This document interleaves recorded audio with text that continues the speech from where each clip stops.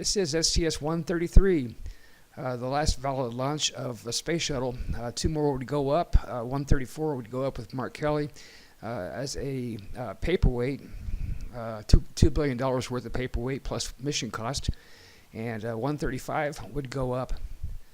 I can't remember why, do you? To keep the guys on the ground having checks coming in while they worked on selling their house and getting out of town. That's why. Here they are. This is the most classic moment of the entire 135 mission space program in the National Space Transportation System, as it was first called. The shuttle itself is now considered to be the orbiter. They can now consider the whole stack that. But look at this. We have a moment in silence and prayer in memory of the 14 astronauts lost in space, the several technicians lost on the ground during this program that are often forgotten, and the many people who were alongside me that crashed and died on their way to and from launches. So here we are on Discovery, the final mission, and like I said before, this is the one that Nicole Stott worked on for so many years before. They were so impressed with her, they threw her in a suit, threw her up on 128. She came down on 129, and now she's going back home on 133. But something happened.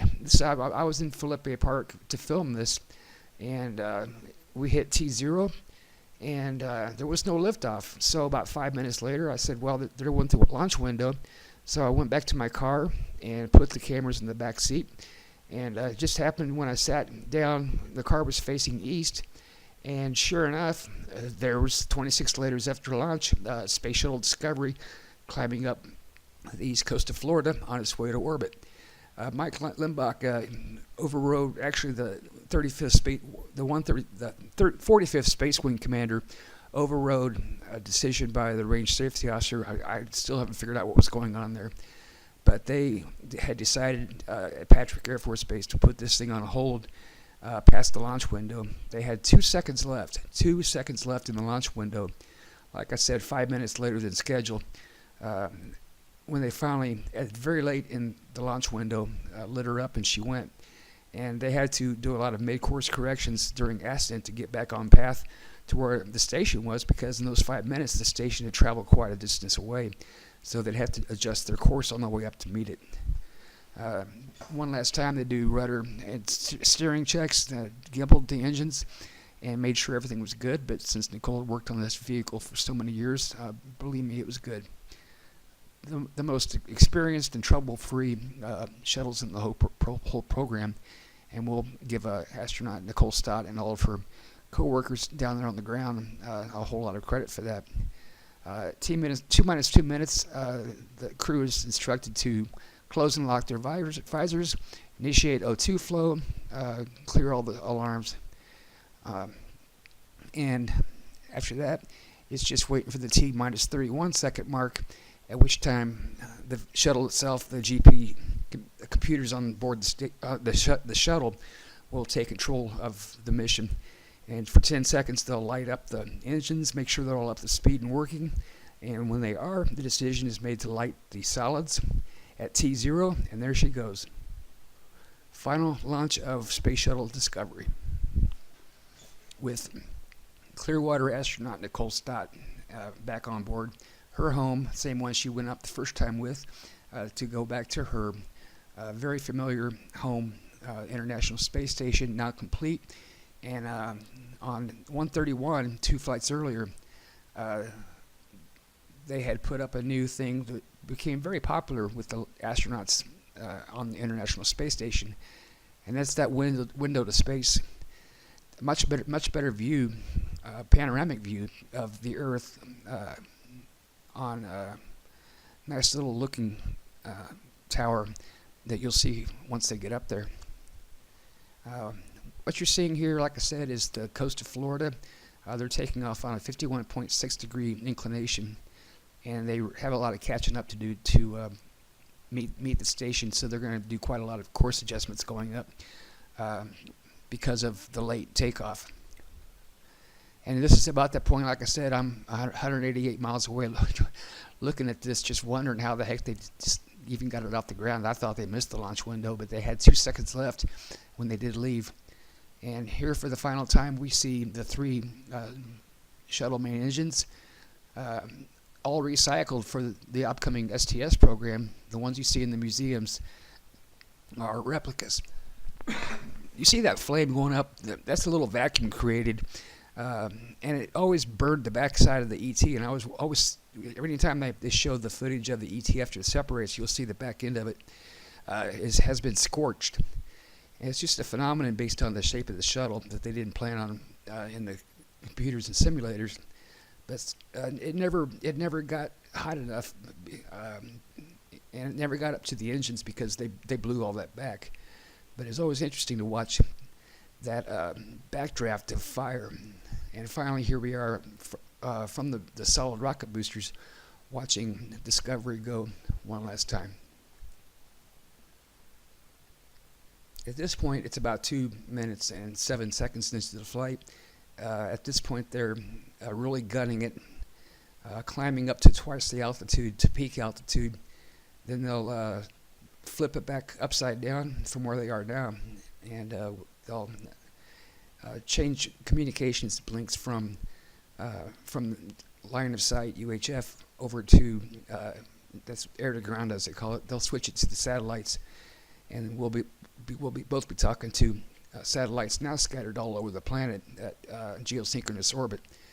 So here we watch it go away from not only me in Felipe Park watching this, but the launch pad itself. It's about 820 miles away when it finally shuts down these engines after emptying these tanks. And so, like I said before, the astronauts always preferred to fly this way into orbit, and before they had enough T-intercept, they stayed in this attitude to discard the tank. But about the 4-minute mark past negative return, I guess they'll stay here for another 2 minutes to climb. At 6 minutes, they'll reach peak altitude and flip it. See that debris? They'll flip it the other way, and they'll have heads up, which looks normal to you and me, not them. And at that point, they'll lose all view of the Earth, which is why they didn't like to fly that way.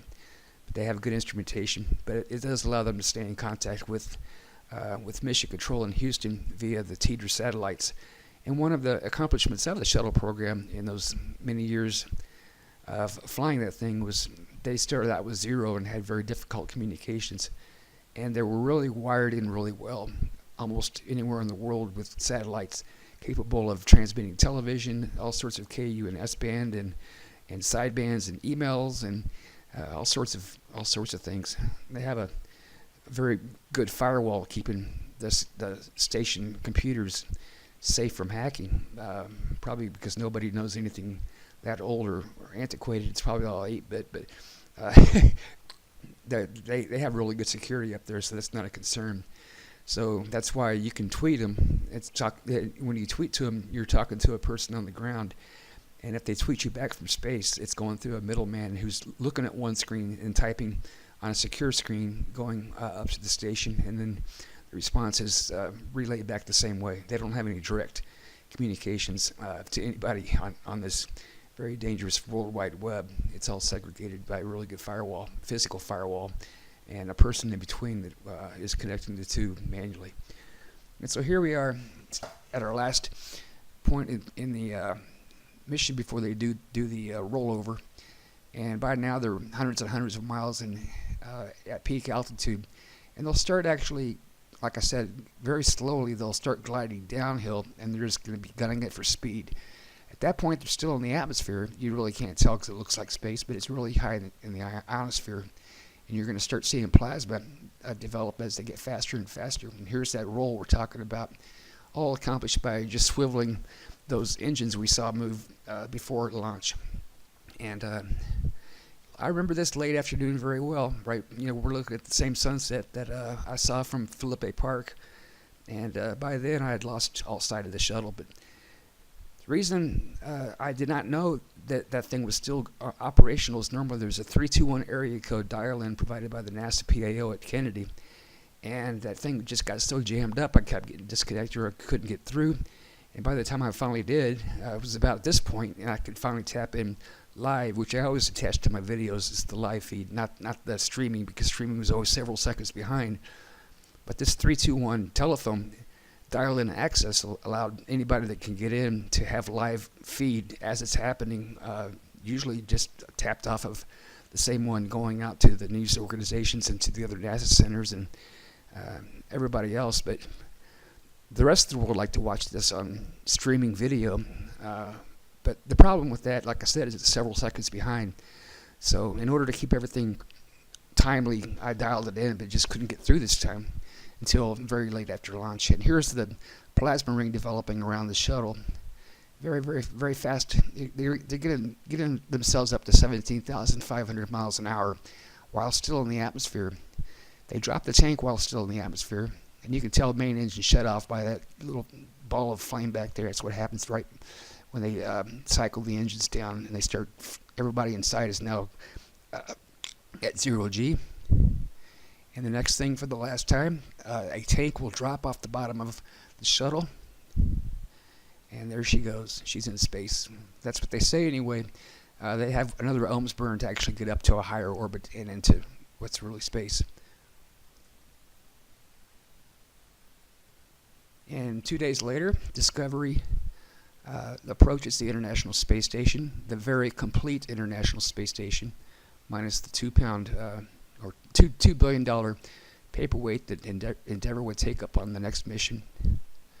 Here she is showing off and being inspected by cameras and everything else. And they've also done the one with the boom, like we said before. I just cut that part out. And here's the same hatch we saw Nicole close. The shuttle's approaching and it's docked.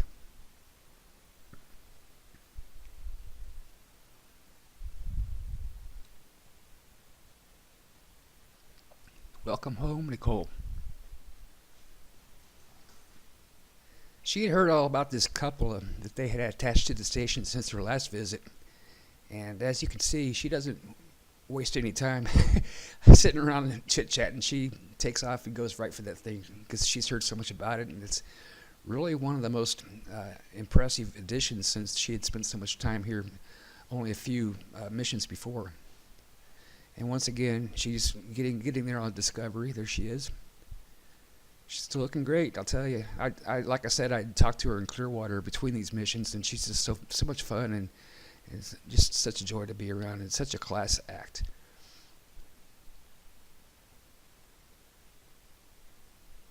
Okay, she's seen everybody, I think, and she's out of there.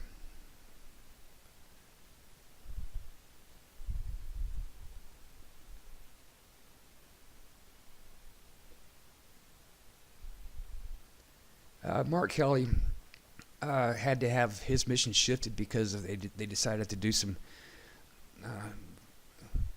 adjustments to the schedule based on what 119 was going through, and so that ruined the press gimmick. They were supposed to have the first brothers in space. Here's Scott Kelly, who was the station commander, and his brother was supposed to meet him on this during his time up here. As it turned out, he had to go down to the ground before Mark could get up there, so that's what happened. He did, and he went back to the ground, and that was that. And so they missed each other, not by long. But if Gabby wasn't on the SciTech committee, there would have never been the political arm wrestling going on to make that happen. But as it happened, technology and God kept it from happening anyway. It was just all a stunt. Here's the couple, and here goes Nicole checking it out. She's just enjoying the heck out of this ride. She already knows where everything is, so nobody had to give her the $2 tour. So she's explaining how wonderful she sees this thing and what you can see from there that you couldn't see before they put this in. Just so much. It's so much fun. It's fun watching her having fun like this, you know. It really is. She's back in the first area where they control the the robot arms on the station and make sure that they properly move everything around. Actually, I would almost guarantee this almost looks like the back end of the shuttle. It probably is. There's the spacewalk underway. So they're looking at it from many new angles now, looking at things they couldn't see before, and a lot more eyes on the mission when something's going on outside. And like I said, she's an experienced spacewalker herself, and her profile pictures and avatars will beat mine any day of the week.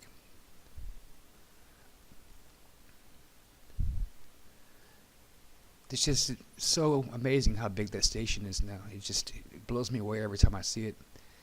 And every compartment's all different. You got to always keep in mind where you are in case something happens. You know which way to go for what sound you're hearing on the alarms that go off, and they do every once in a while. Normally it's an ammonia leak from the cooling system that keeps the station down to 72 degrees. Because like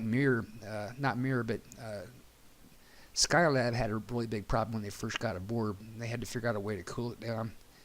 And so far the only problem they've had here is coolant leaks. They've been hit by micrometeorites a couple times, but it's not going to be enough to put holes in the thing through and through.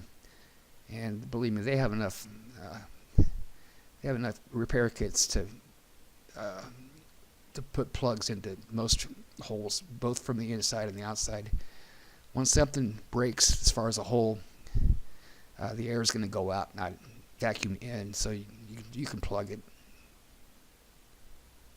So far, so good. A lot of nightmare scenarios that haven't happened, thank God, so far yet, and hopefully won't before they deorbit this thing and get everybody off.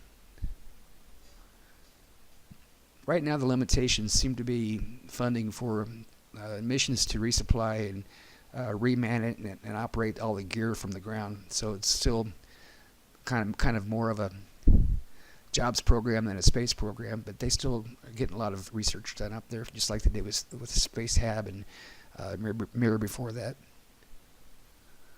They're just having a real big blast up here. Just look at those guys having so much fun. This was just Nicole had told me before, this was just all fun for her. They got a lot of work done. It was a very, very busy schedule, but they certainly enjoyed every second of this. All smiles all the way through until the hatch closed, and after that, I don't think I ever saw her smile again.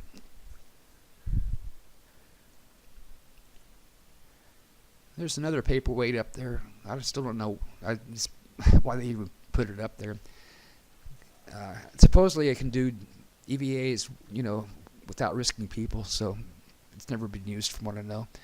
Here's a signature guest book for everybody who's lived aboard the station. Minus the 8 that would go up later on the later 2 shuttle missions, and all the cosmonauts that have been there since. She's just such a character. I just love her to death. Believe it or not, what I'm most proud of her for is the fact that she's an awesome wife and mother, and she doesn't share that personal life of hers very much. But it's true. Her first job was not lost when the shuttle program went down, and that's to be an awesome mother and wife. And she is certainly that. And she's certainly, since I've had cancer, been of importance you would never believe as far as encouragement and prayer. And here we are with Scott Kelly and his crew, and Nicole and her crew, and they're having one last photo op. And you can tell that the smiles are starting to fade. It's time to go.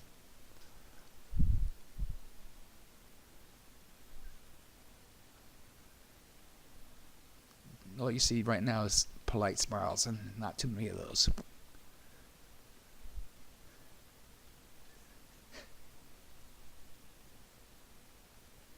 It was really a really great run, guys. I really just appreciate Nicole from beginning to end on this program, because she was part of Discovery long before she launched on there. They're enjoying an oxygen bar. She's not smelling his neck for the cologne. She's checking out the oxygen coming out of the pipe. She's, like I said, they just love this so much. Final press conference before departure. This is the change of command ceremony, or something. And finally, that's the last smile you're going to see on this mission, because Discovery is departing for the last time, and that is that.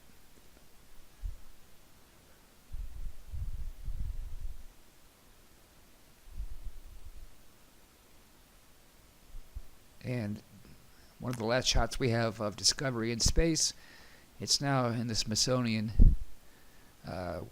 They guess they moved the Enterprise out and put Discovery in there. I wonder if Nicole ever gets up there to see it. I imagine she probably does.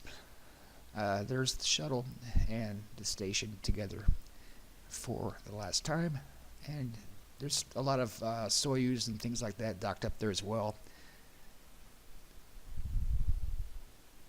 And here's another press conference with Discovery as they spend their last day in space.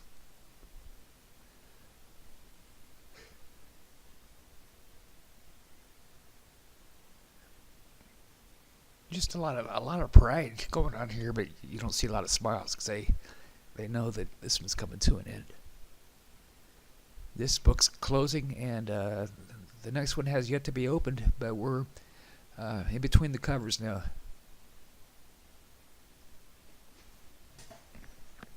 And we'll get there.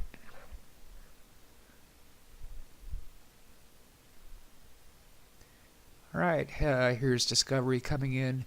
Gonna make a left-hand turn for runway 15, which means that Nicole would have landed both ways. Last time she landed on 33. Now it's beginning its turn in the heading alignment circle. And they're going to head to the north. Just a couple of minutes ago, they were going Mach 4.2, and now they're down to less than Mach 1. And so they're making their subsonic turn to the left, and they're on at the 180. So now they're facing almost a little bit past north.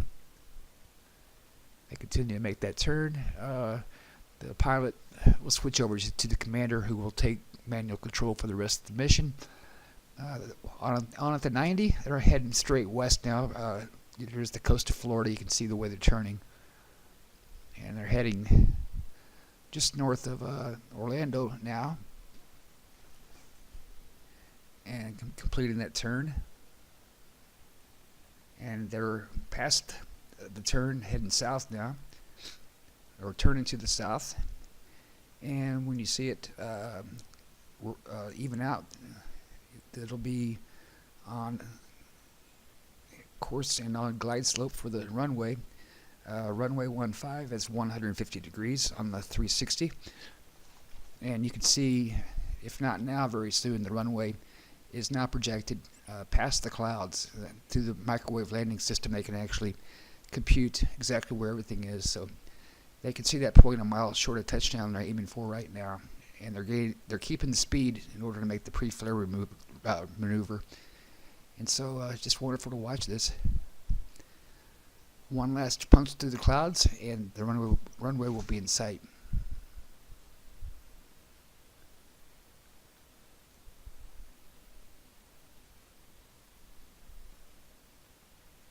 There she is, right on the mark. So he's lifting the nose up now in his flare, going from a nosedive to a horizontal glide.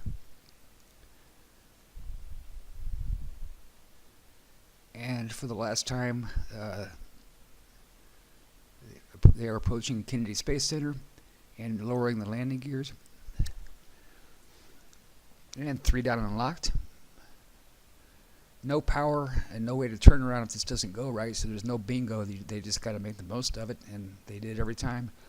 And so here they are. One final time for Discovery. Main gear touchdown. Shoots.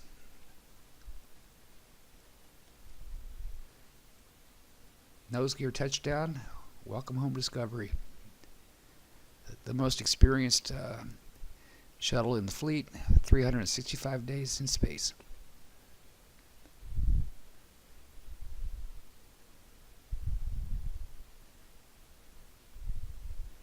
Once again, get out and see all these guys at Spacefest. Nicole is really awesome, and if you get a chance, do not let her go by without saying hi to her. Once again, thank you all for watching this very enjoyable production. There will be more parts to this, but they'll will all be filmed at Spacefest with the people there, with these astronauts. God bless.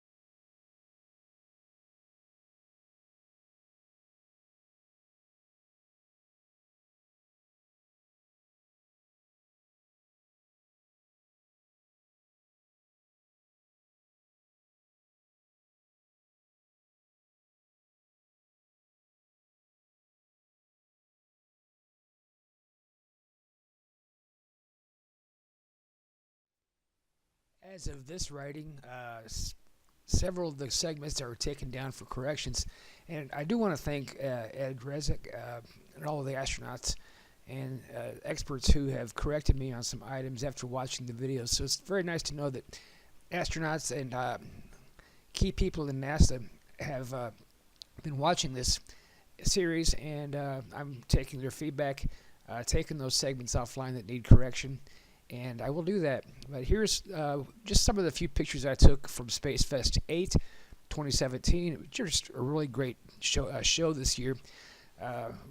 Alan Stern was supposed to be there, but he had a death in the family, and so it's completely understandable why we have kicked that can down the road. Hopefully I'll catch him in person next year. I really hope he gets his schedule free to come down here. Really missed Ron Franco as well. And Charlie Duke and I had a really great conversation about just how awesome that guy is. And so here we go, Spacefest 8, 2017. Parking's a little bit tight. I have to run up to the front desk and pay him for 2 days of parking. A lot of people are here today. Just one more day, right, Holly? Oh, one more.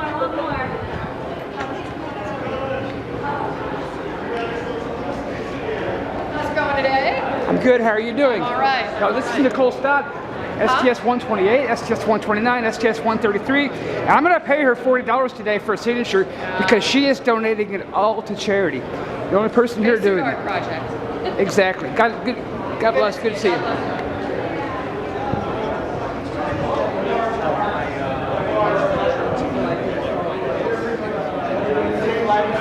Hi, how you doing, Lucy? All right, John.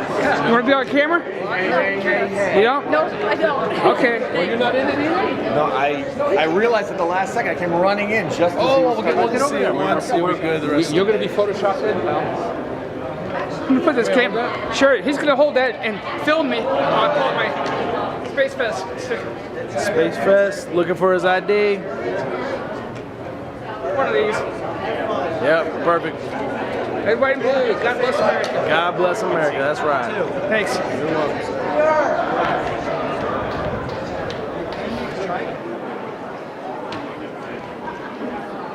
And this is Mr. Robert Brand, our hero from Australia. You're right. So sorry to hear his mother had died a year ago, and I'm sure this is pretty tough for him to remember that, but it's great memories, and we all miss our moms. That's right, but we remember her in our hearts, and time moves on, and you keep her there close, but you don't grieve as much. Well, good to see you again, Robert, and once again, thanks for that great dinner last night at the Texas Roadhouse. Really enjoyed that. Thanks. My pleasure. Hi, Seth. How you doing?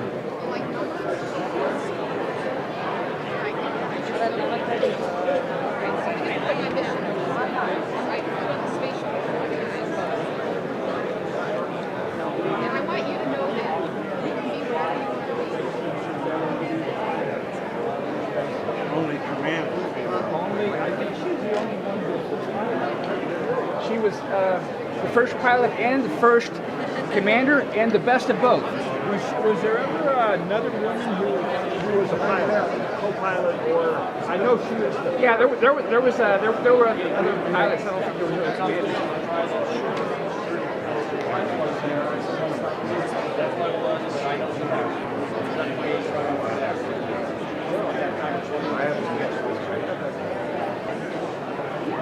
Captain McCandless again, very nice to see him here once again at Spacefest, and what an awesome guy he is. And he has the best footage of setting the new record, even beating Mercury as being the world's smallest spacecraft. And it will take quite a lot to beat that. Thank you. God bless you, sir. Welcome very much back to Tucson, and hope to see you back next year. Thank you. You bet.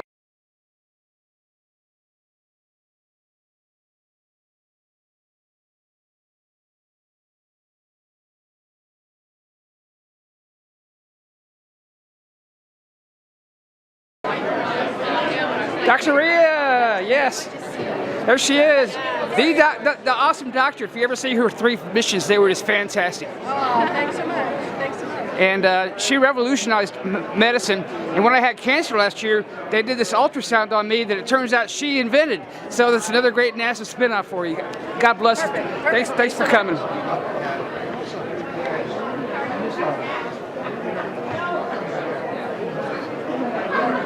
There's Karen and Mr. Gordon again. Hi there. How are you doing? Great. All right. There's flight director, Mr. Griffin. I love that story about Apollo 12 you told yesterday. That was really awesome. It was on YouTube on Amy's channel, AST Vinci Space, and my face was on there too.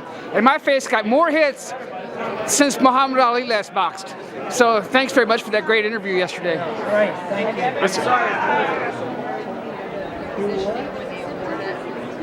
And here's the awesome Hoot Gibson. Gary, can I interview you 5 seconds? Okay, sure. Out of all your awesome shuttle flights, which one did you like the best? The one, I guess, that had the biggest challenge and the biggest degree of difficulty was the mirror docking. With the mirror Russians. docking. Language barrier, 2 different mission controls. Also, that was one of the few shuttle flights in that era that took off on the 51.6, right, or somewhere near that, because the mirror wasn't in the 28.5. We were only the second one to go to 51.6. Yeah. Isn't that awesome? Well, great to meet you, sir. And welcome to Southwest Airlines, or whatever signature air, whoever you're flying with now. You just have a rule up for flight. And as somebody who flew in the Navy for 4 years, here is Captain Hoot Gibson, the most awesome naval aviator in history. Good to meet you, sir. Thank you. You're welcome. Once again, Mr. Charlie Walker. It is. It is. Good to see you again, sir. Thanks very much for coming back. Well, I'm doing really great. Yes. That was an awesome interview you did yesterday with Amy. Thank you. And I got myself in the frame right before that. And I got more hits. You bombed it. You went in. I got more hits on my face since Muhammad Ali last boxed. So thanks very much for that. That was a really awesome interview you did. Pleasure. Always fun. Okay, good to see you, sir. Support space. You got it. Farther, faster. I'm not really sure what's going on here, but they're closing this area off for some reason. They're going lunch. They all have to go back. Oh, going.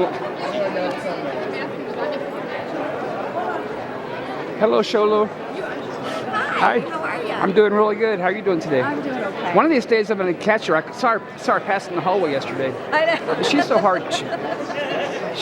She's just so hard to get. And she's got to leave now. I know. She'll be Let me shake her hand real quick. just sneak in there.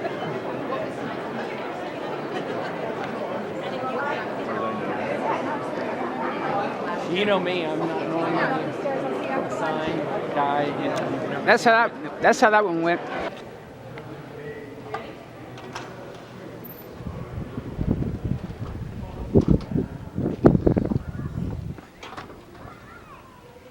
One thing I really must do, or I would really be remiss, is once again thanks to the the Marriott JW Star Pass Resort. I may not have the order right, but I got the words all in. These guys have always been so good to me every year, and I'm always so grateful whenever Spacefest decides to come here. They went out to Pasadena for 6, and I'll tell you what, I really missed that one. This one here looks like a really good attendance today, so that's awesome. Oh, How you doing? I'm doing good. Doing good. Gotta get out and enjoy the sun a little bit today.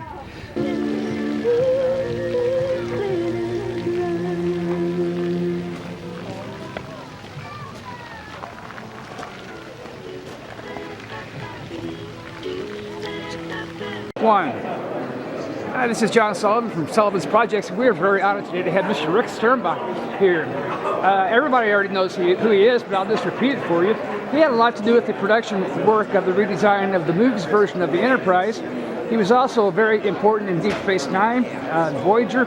He also was the main production guy for that awesome movie Star Trek Nemesis. And he's also he's a very, very important person in the space industry. He even gives NASA a lot of great ideas on what to do go up there. And as you can see, he's also a very, very talented artist.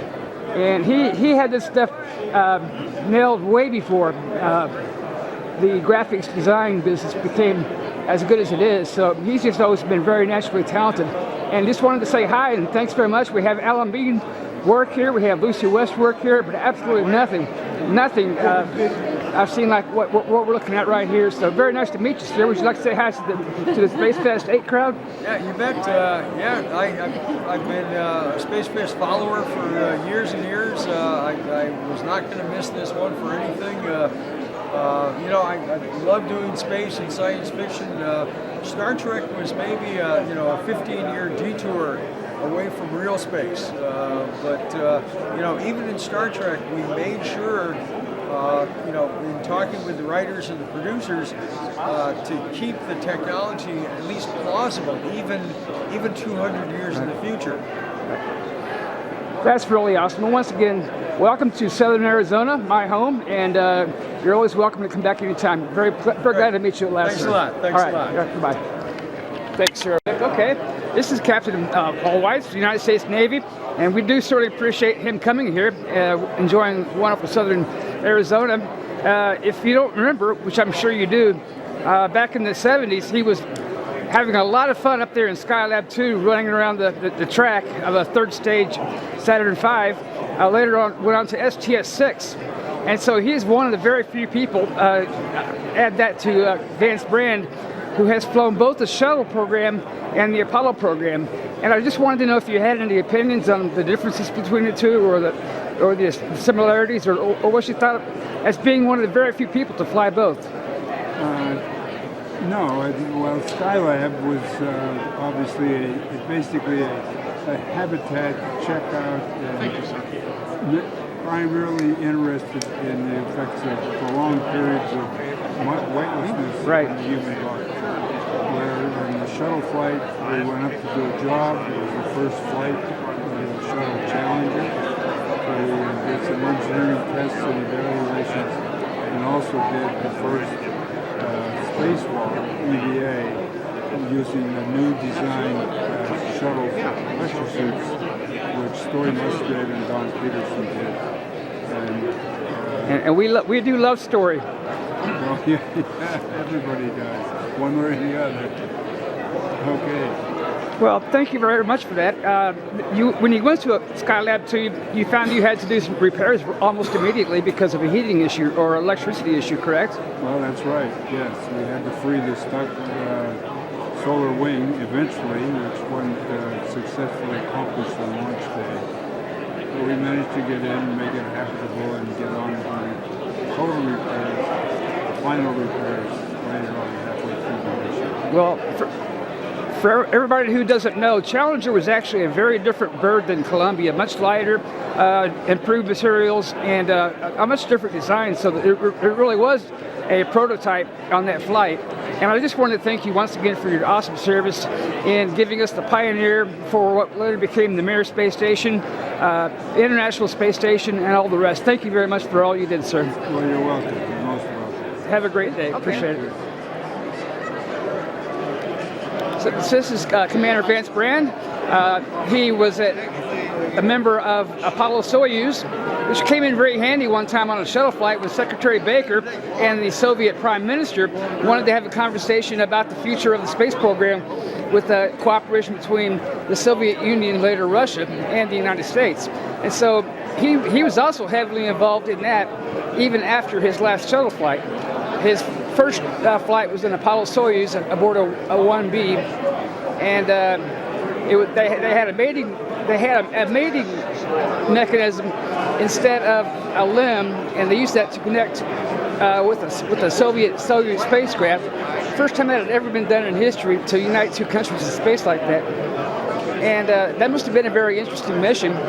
Later on, two shuttle flights, one out as the commander in the blue suits and one in the orange suits. And so he has a lot of experience with NASA and a unique perspective in flying both the shuttle and the Apollo program. And I was curious if he could give us some of his recollections of flying the 1B versus the shuttle. Sure. Yeah.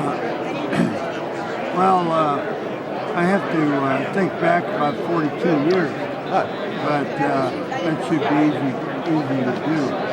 Both the Saturn 1B and the Space Shuttle are gone now, but they were magnificent spacecraft. In comparing the two, if you compare ascent going into orbit, they were very similar. There were differences which I'll touch on in a minute. On orbit, of course, we'll skip that for now.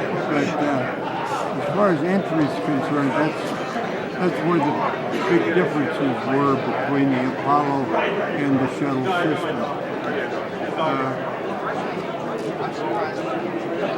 When you went into orbit with the Saturn 1B, it would pull more G's going up. It would force you further into the couch and or than into the seat. In the case of the Space Shuttle.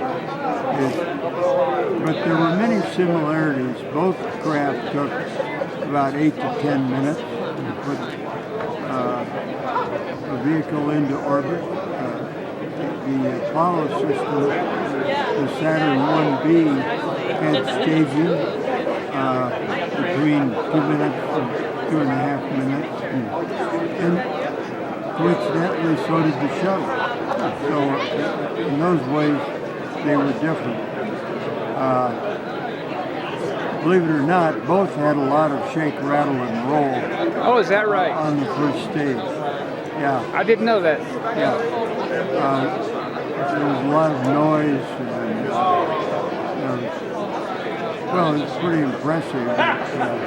My first flight was on the S1B, of course, and it was a thrilling experience to go into orbit on it. Of course, after staging, after the first stage fell off on both vehicles, it got much more quiet. Well, I imagine that the second stage of the 1B had a lot of punch when that thing ignited, right? The second stage had a lot of delta V, or a lot of punch. Well, you were aware of the separation, and then, the second stage engine lit up. And I would agree with you that the S1B second stage had more punch because it wasn't G-limited. Right. There was some limit out there, but it was higher than the limit for the Space Shuttle. The Space Shuttle was limited to 3 Gs. Right. And so, actually, as you were going into orbit, the Space Shuttle was throttling back a little bit so that it would not exceed the 3 Gs. Whereas with the Apollo, the Saturn 1B, why, with no such limit, why it would keep pressing it harder into the count. When you got into orbit, both were similar in that the engines cut off, and whereas you had been pressed firmly back into the couch of the seat, suddenly you were floating in this track. Well, it's just an amazing history you had, Mr. Branson. I really do appreciate you coming out here from California, and I really appreciate all the time you've done with NASA and with Dryden especially. They call it Armstrong now, but NASA Dryden. And every time I get out there and talk to Marianne Harness or Jay Levine or Fred Brown, you're the talk of the town. So you've done everything from night landings to splashdowns to dusty lake bed landings to runway landings, and so you've done it all. We really want to appreciate you very much on behalf of the American people and taxpayers, and job well done, sir. We really appreciate your time. It's very generous of you to stop by and say hi to us. Well, welcome back once again to Spacefest 8, special edition, and we really do appreciate the generous time that Rick Sternbach, Vance Brand, Captain White, a lot of different people to add to that list took today for an interview. Gibson, new name, and it was a really great day today for interviews. Really want to say once again, thank you very much for such an awesome Space Fest 8, and we will continue to see how it goes for the rest of the weekend. God bless. Mr. Leonard David. Yeah. He missed a year, but he's back. So very nice to have him back from space.com, davidleonard.com, and a lot of other great sites. He knows more about the Chinese and Soviet space programs as well as ours than anybody else on the face of the planet. So very glad to have him back this year. Okay, thank you. Yes, sir.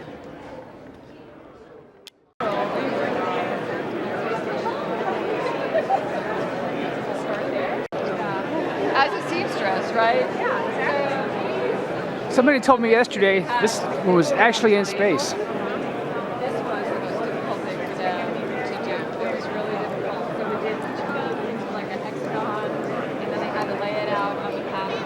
So it was. Good memory about to do. Thank you so much. Well,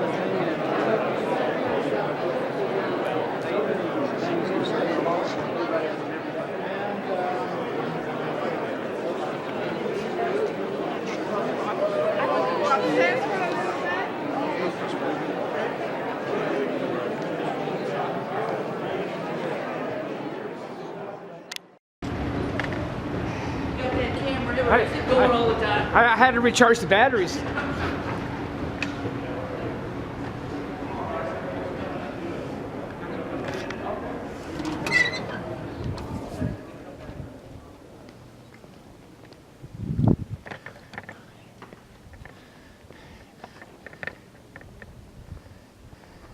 I gotta get my one shot in here, General, before they kick me out.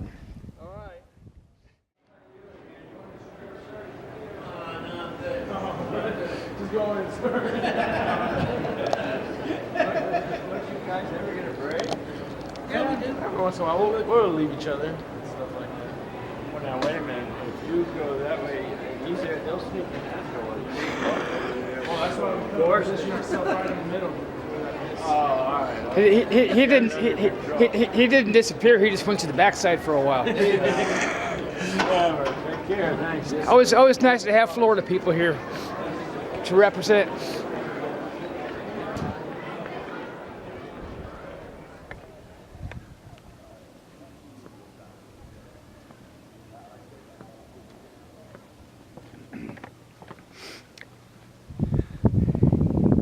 Well, here's where all the astronauts are going to be in just a couple hours. Not even that. They're going to come out here and all get together. So, sadly enough, Scott Carpenter, Gene Cernan, Ed Mitchell, we've lost some good ones from being here. Hopefully we will not lose any more. But this is the setup.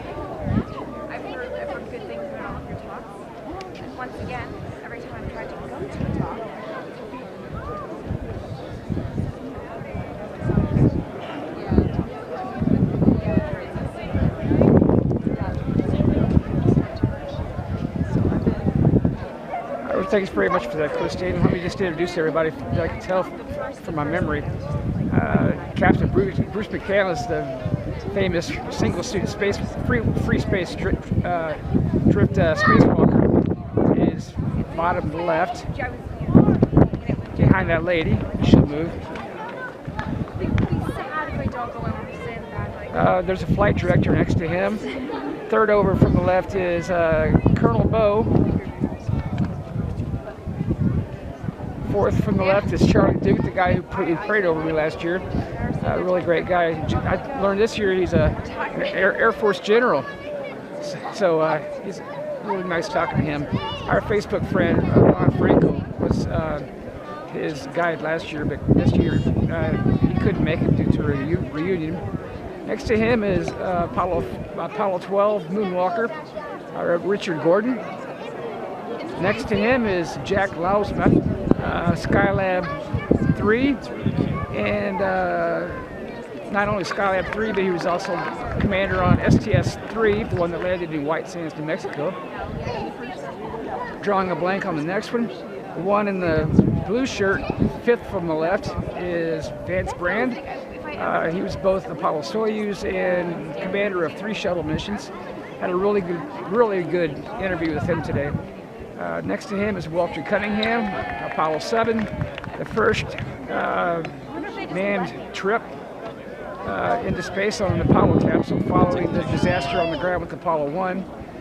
Next to him is Fred Hayes, the famous guy who popped up a 747 in a shuttle back in '77, I think.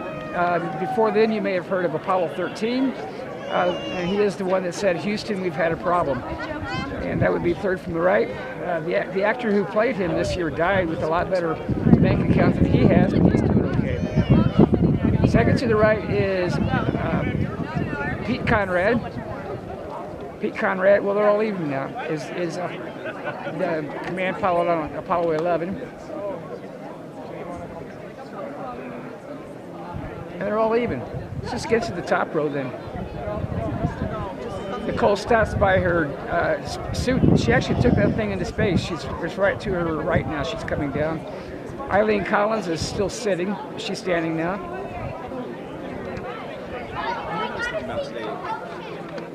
Maybe we can get over and get some good shots. Hey, Jacob.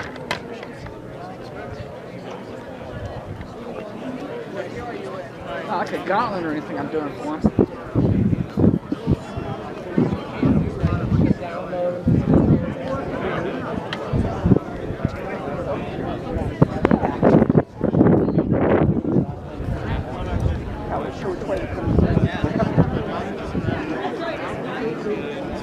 I used to be better at doing this stuff in Hollywood than I am here. They always put a red carpet out for them, and it's easy to follow.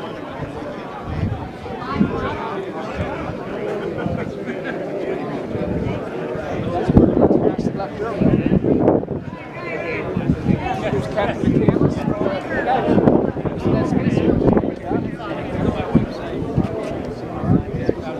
Hope to see you here next year, Captain McCandless. Pardon me? Hope to see you. Hope to see you here again next year. Yeah, well, I hope it happens again next year.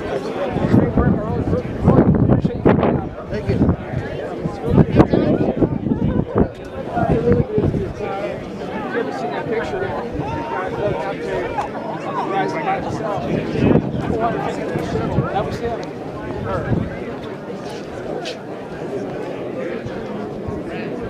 I think they did scatter. They're coming up. Probably not many books out there. That's what you know this guy, Michael? A lot of these people I've seen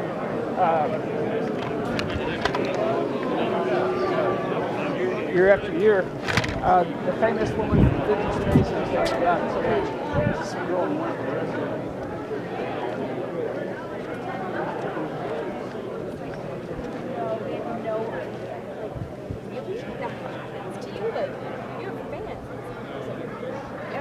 Wow. It's interesting to have that conversation with men. I've never seen that.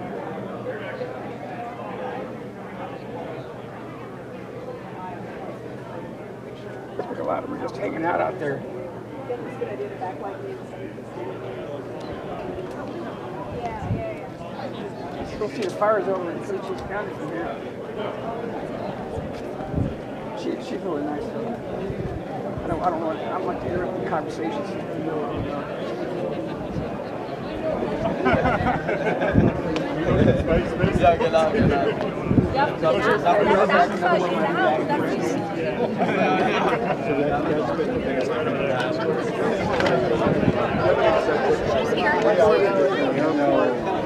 Late for the panel, he said, I already been here twice, and a lot of times I take it at the airport. What happened? What are you doing? Saying hi. Oh, hey, look at such video. I dropped my good camera to see if it was crack. And so my Hey, John. Having fun with Spacefest.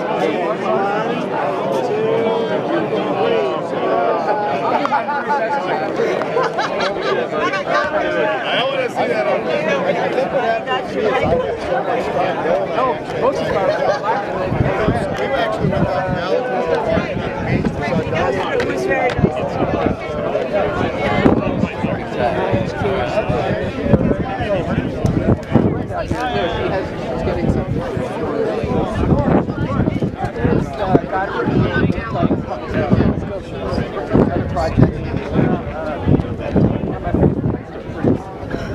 It's really awesome. I got a really nice science Stott, really appreciate that.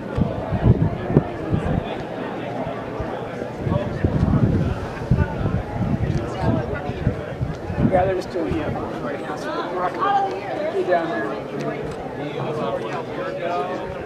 Having this many guys in one place, I've never heard of having this many. I know. Usually it's like 2 or 3. Like you said, it's usually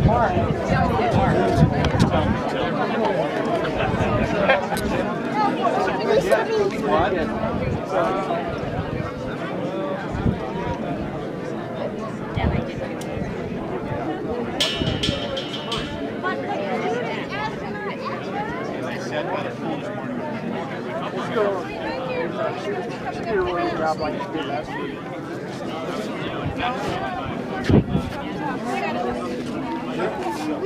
Here's the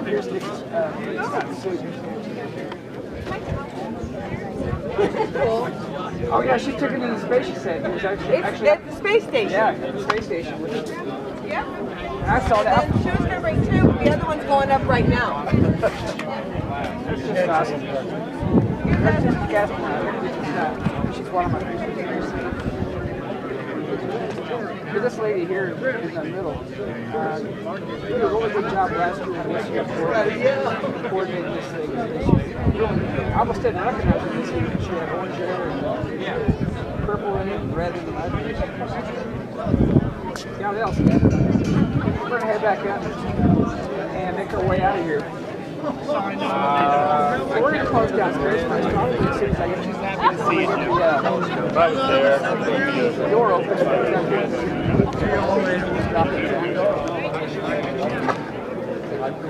Let's say goodbye to you real quick. Help me out a lot. It's so good.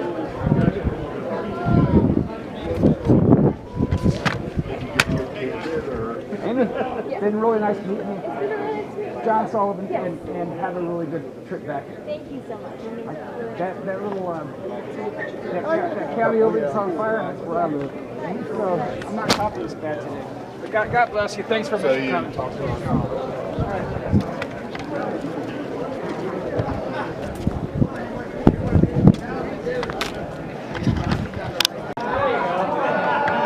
Well, I'm definitely losing my batteries now, so we're going to call it a day. Oh, that's all right.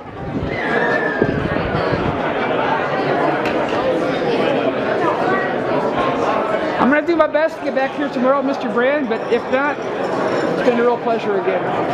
It's been a real pleasure too, and that was a great dinner we had the other night. I thoroughly enjoyed it. That was an excellent talking game today. I was really impressed. I learned so much. Have you ever seen golf tees they use, for golf balls with the tee? Yeah. It kind of reminds me of that, and I think that might be your best design. Maybe. I'll give you credit if we go that way. Well, like I said, I hope I catch you again, but before you leave, give me a call if we don't catch up. Yeah, I might be here for a day or 2. Okay, well, I'll try to... There's got to be at least another dinner there somewhere. That sounds like a plan. All right. Yeah.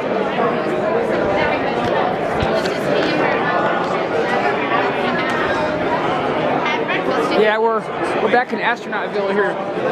So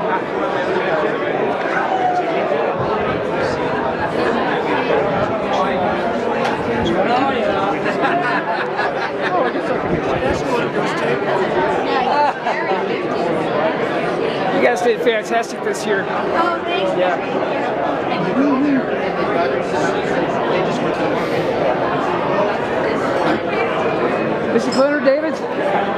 spacefest.com. Come back next year, please. Please, I'll be Please. back. All right, great. In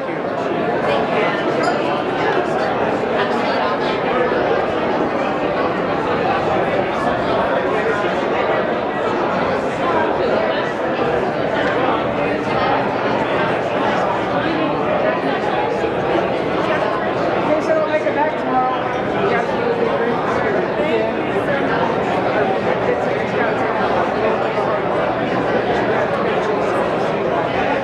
That was Sally Poor, my friend who coordinated this event. Well, Nicole, have a safe flight back to where you're going. Hey. Thanks for that great picture. Okay. You're welcome. That's Nicole Stott, another of my Facebook friends. I would have hugged her, but I wouldn't have hugged her, but that was her. I wanted to film her instead, but that was awful nice of her. So, time to go.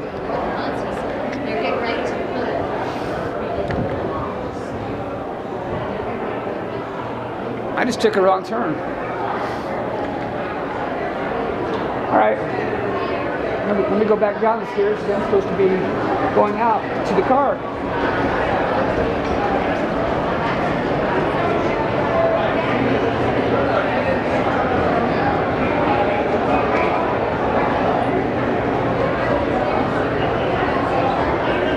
Hi.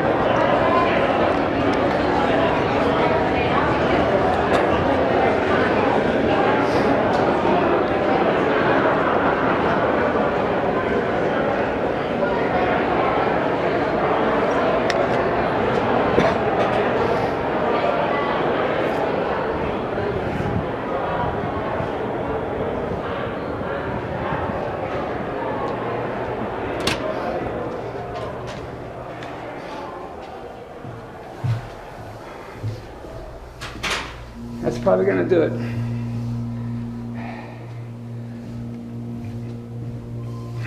Really tempted to stay in town another night, but I really need to get back to Sierra Vista and do some paperwork for another project.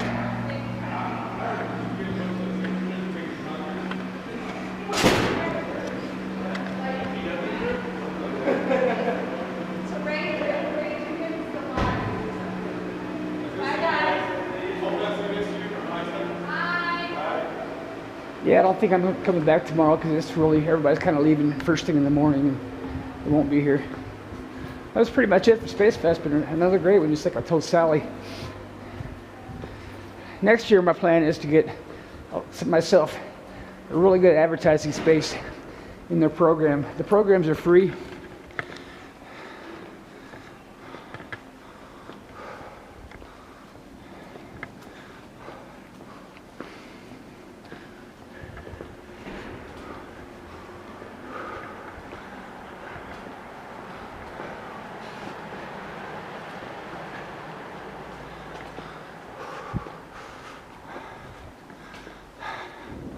So,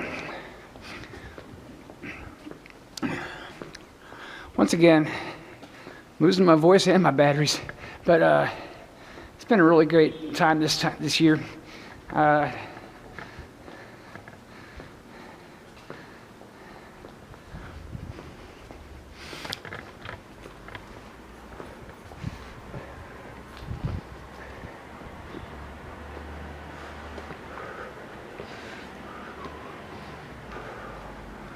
You gotta watch where you're going in here.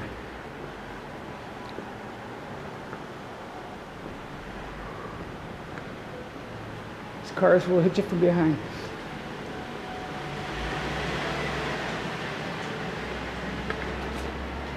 Now to where the car is.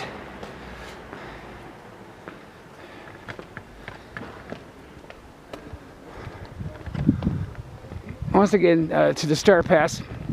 Great job again, really did have a good time. I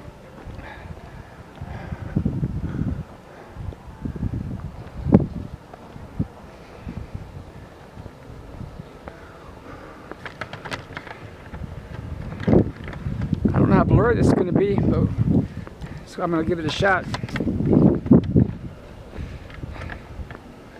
It's just selfie stick for a TLSR.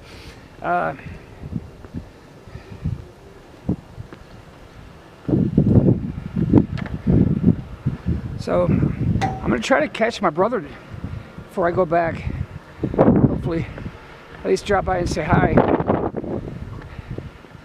After that, I'm gonna go home, do some more projects, and start to edit my wonderful 2 days down here in really, really hot Pima County.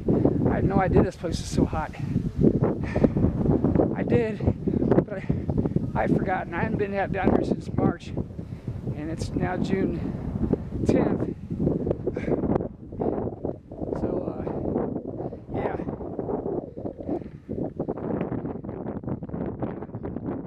So anyways, this is Sullivan's Projects.